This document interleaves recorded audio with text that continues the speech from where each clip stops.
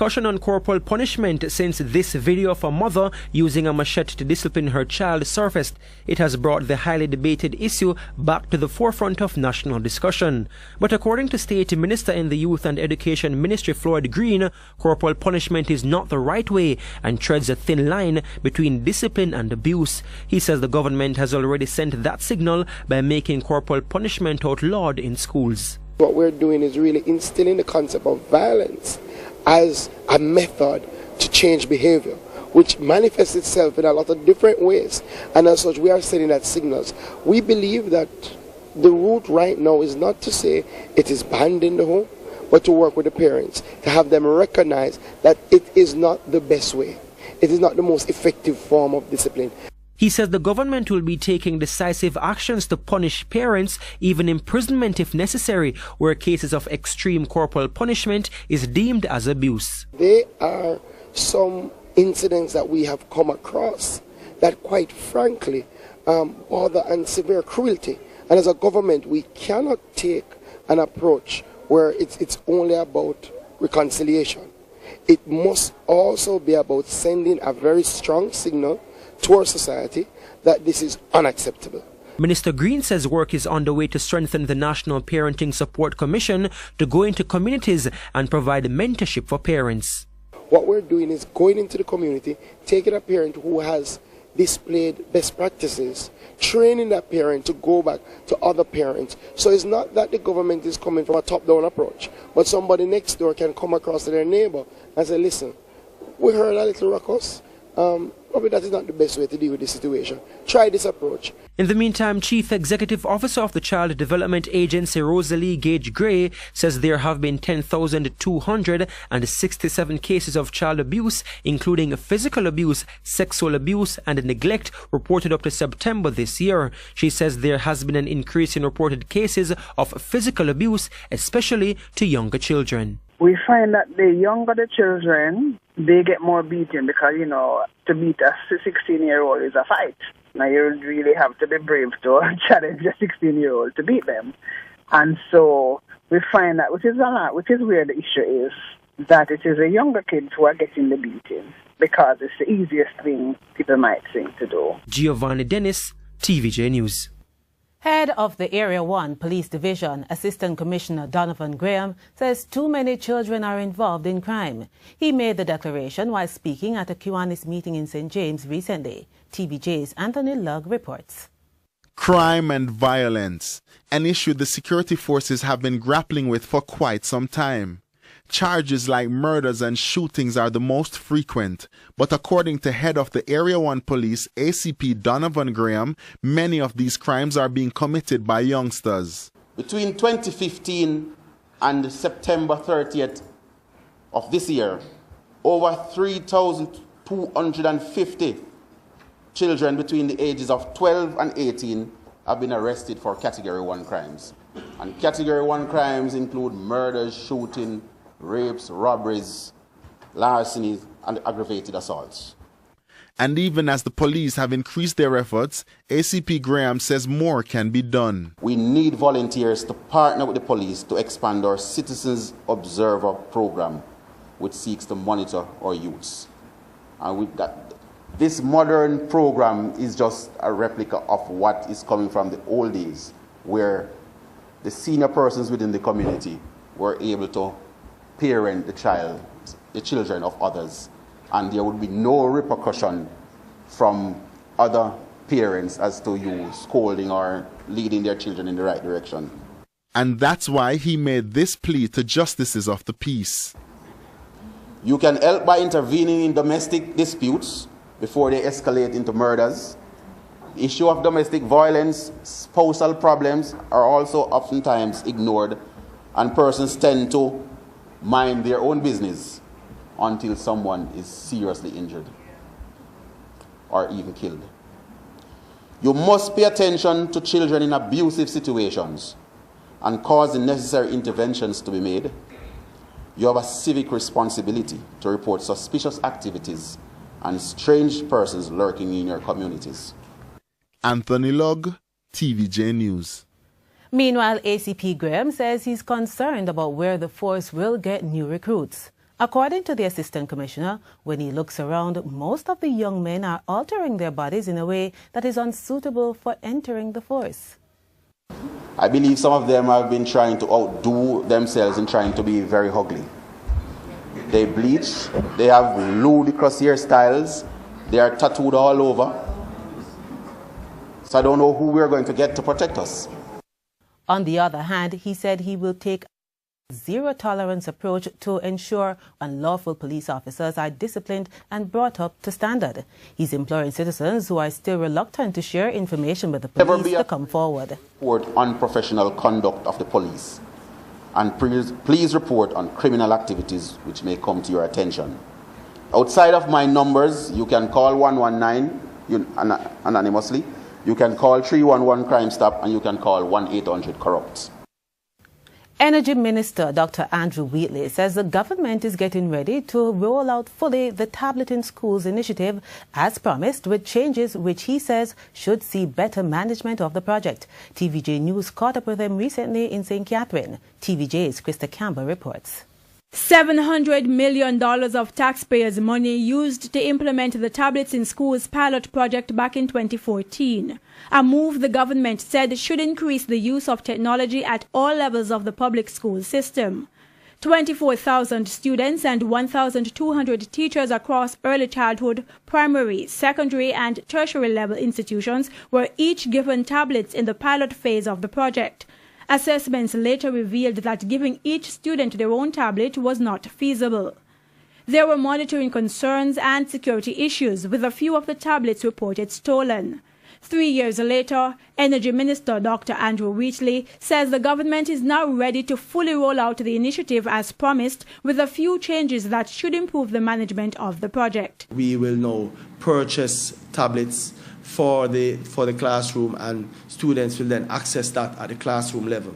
Now we are at the phase of doing the procurement, and anticipate that by January of next year we should see a rollout of the tablets in school in its newest form. The tablets that were issued initially under the pilot phase are now being refurbished and are now being utilized in the schools. So the full rollout of the project will target 600,000 students and teachers over an extended period. For us to be able to have all the devices that we would need, and based on the funding from the Universal Service Fund, which is what we use to support this initiative, then it would take us around 11 years.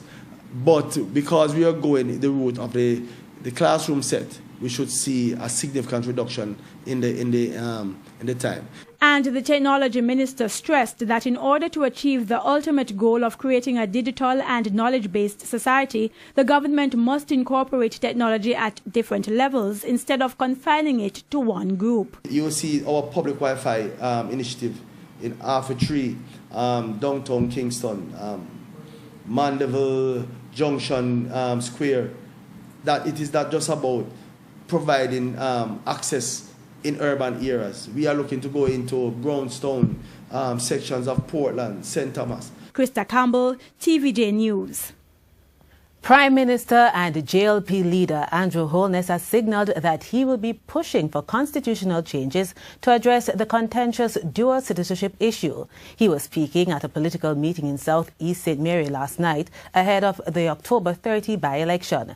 Declarations were also made by the State Minister for Works regarding projects in the constituency. With the latest from the campaign trail, here's TVJ's Giovanni Dennis. Dancing up a storm in a party-like atmosphere, the JLP's top brass were in the Sioux River community in the Richmond division, and they continued their direct aim at Dr. Shane Alexis's Canadian citizenship status. We don't need no passport for going to any district in St. Mary. We can go anywhere we want. And when we want to go abroad, we have one passport. It's a Jamaican passport, because Norman done grandmother Barnia.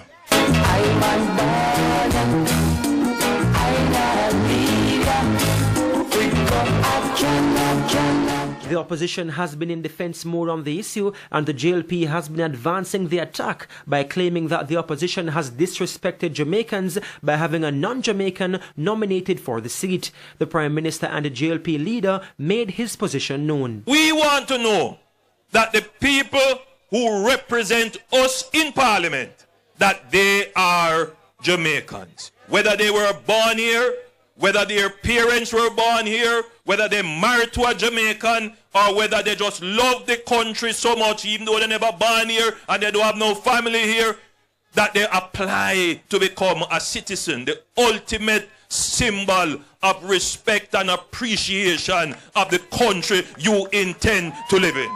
Mr. Holness called for a national conversation. It would be certainly a challenge if it were the case that someone who is not a Jamaican citizen were to sit in our parliament. But for now, the JLP leader said that he is focused on the race. So too are his colleagues, including Everald Warmington, who noted that the voters list has been expanded since the last general election. In my work in the field, I find far more than 5 Labourites who didn't go to the last election and vote.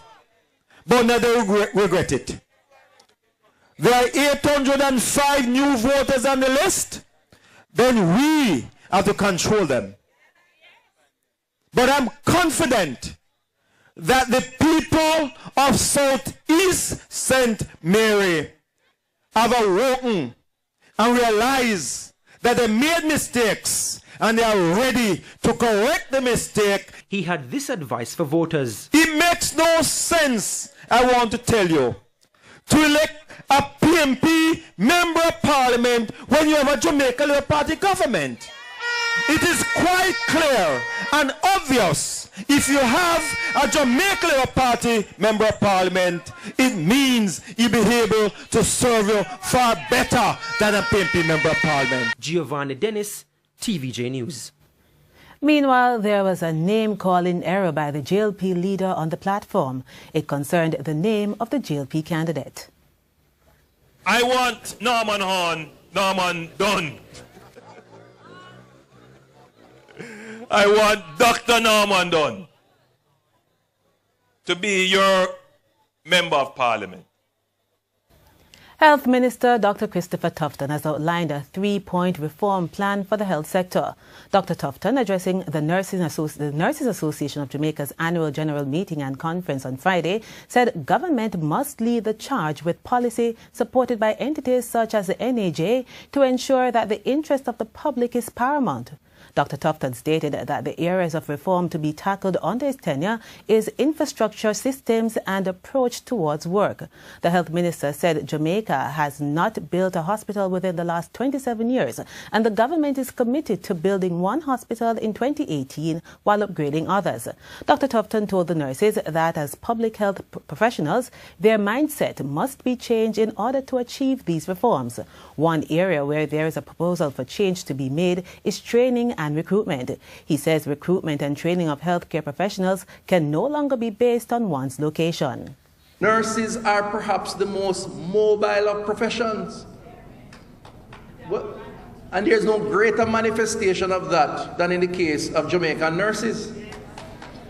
I can run up my mouth anytime I want about why you must stay in Jamaica and work. The reality on the ground is that you have options. You know that song that say, I've got options? Who sing that song again? Marley and somebody else. And if you have the options in a free society, you're going to exercise those options. Another area where changes are being proposed is job satisfaction and retention. Job satisfaction and retention is not a function of the size of the salary that you earn. If it were, we wouldn't have any nurses in Jamaica. That's the reality.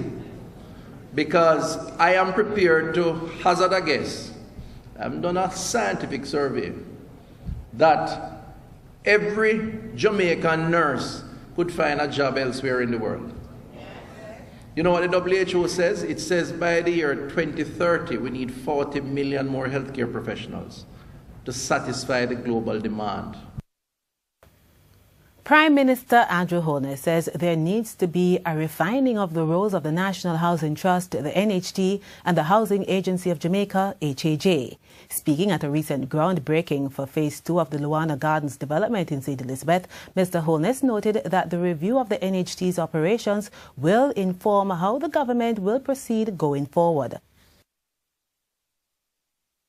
When we look at the global strategy for Jamaica of building housing, we have the NHT, and then we have the HAJ.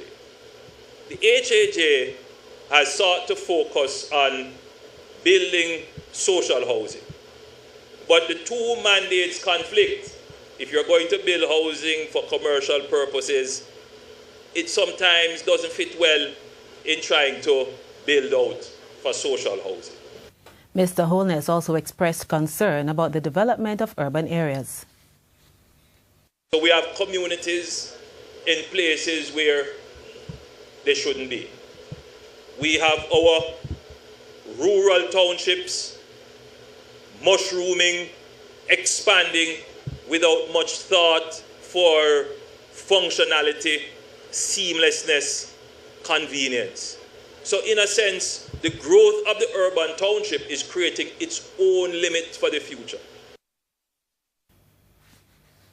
We go to a break on Primetime News. We'll be right back. Welcome back to Primetime News.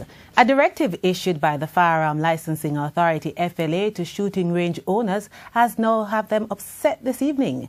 They believe those at the FLA who are making decisions have no clue about what is happening. The range owners are now demanding that consultation takes place with all the affected parties. This is the notice that has gun dealers, range operators, and some licensed firearm holders upset. The notice issued by the FLA has new instructions which require that prior authorization is required for range operators to sell most ammunition on all ranges. Essentially, the notice states that as of Monday, October 9, 2017, a firearm license holder cannot go to the range and purchase rounds without the necessary documentation. The range is where these individuals would go to get shooting practice. For President of the Manchester Rifle and Pistol Club, Orville Enriquez, this move will make firearm licensees less competent while affecting the livelihood of the range operators. He said nobody consulted with the range operators. Instead, the operators were given less than 2 days to put the new measures in place. Whoever is making these decisions doesn't have a clue about guns and what is affecting people. Firstly, we are one of the strictest gun law on earth. Everything is being accounted for, every single thing. We employ auditors, we audit ourselves every month. Now, if it is that there's persons out there who are doing wrong things, these people, the public should be made aware of it. These people should be arrested. We're talking about firearms and we have one of the highest crime rate. So the whole scapegoating of the firearm industry is a bad thing. Mr. Enriquez is adamant that this latest move by the FLA will not work. According to him, it's making licensed firearm holders worse off. So just how many persons in his area has been affected? Well, I'm getting over 200 calls a day, which is very unusual. Everybody's calling and asking me what happened. I said, why don't you call the FLA? When they call the FLA, they are saying the phone ring, nobody's answering, and they can't tell them anything definitive. The whole thing is like a hide and seek. And we are talking about Jamaican citizens, and it's not right. It's not right. He believes that the persons giving advice to the FLA have no clue of what they're doing. He's now urging the FLA to begin the consultation process and meet with those who would be significantly impacted, such as the dealers, the range operators, and the firearm license holders. The FLA has in the meantime indicated that those found in breach of the new stipulations could see their range losing their certification as well as a revocation of their ammunition dealership license. The Business Review is next. The Business Review this week looks at the work of naturopathic medical physician Dr. Michelle Hamilton. A woman was taken on the nutraceutical market with a line of products which are 100% natural under the brands M&M, More, and Down to Earth. Started as a hobby, she says the line of products which originally sold to her patients are to be made available widely. Dr. Hamilton started making products using her training to help her mother, who was suffering from severe pain and didn't like taking medicines prescribed because of the side effects. It began with my mom, who had multiple myeloma, suffering from bone pain, and I currently, at that time, I was taking oncology class for pain management and decided to come up with a formula that was safe and effective, free from side effects. As a result, I used a combination of herbs and also essential oils and came up with M&M Pain Formula. She said that patients expanded the use for all types of pain in the last year, but she didn't stop with just pain medication. Wanting to have natural fragrances, safe for the body and the environment, she continued her work developing a fragrance line. And currently I also have a fragrance line that also helps to take away the toxins that we take in through perfumes, and these are made from essential oils, and that is under the brand More. They're currently fragrance for men as well as women, and they're safe and effective. The products are currently distributed in the United States, but Dr. Hamilton says she's taken on her home market because she realizes there is a demand in Jamaica for safe, natural remedies which work to help people with various ailments. I realized that our options were limited, and I decided that it was time for me to now use some of these skills and provide products that can be purchased over the counter, separate and apart from those that I make for individual patients. And as a result, I decided it was time, and with the patients who also use the products, their family members kept asking because they were receiving benefits from it as well. So I decided to expand and offer it to the public. But she says it's not been smooth sailing for her. Like most people in businesses, she's experienced a number of challenges. She highlights one as being more chronic. Some of the challenges I've had is mainly really for the Jamaican market, where I have to import the products that I need, the raw material, and the cost for importing these products as well as the time frame to get them on time for manufacturing can be challenging because of just our situation in terms of the wharves and having things cleared, and also having the necessary documentations in place. That takes a little additional time, but so far I'm able to do so. It just takes a little longer than usual if I was actually producing them in the US or another area. Still, she forges ahead, developing new products for the market, and now seeks to reach out to that market in a new way. I'm now going into personal distributing them through a distributor who does find independent sales reps who would actually sell these products, and may possibly explore providing them over the counter as well in different organizations as our stores. I'm Milton Walker with the Business Review.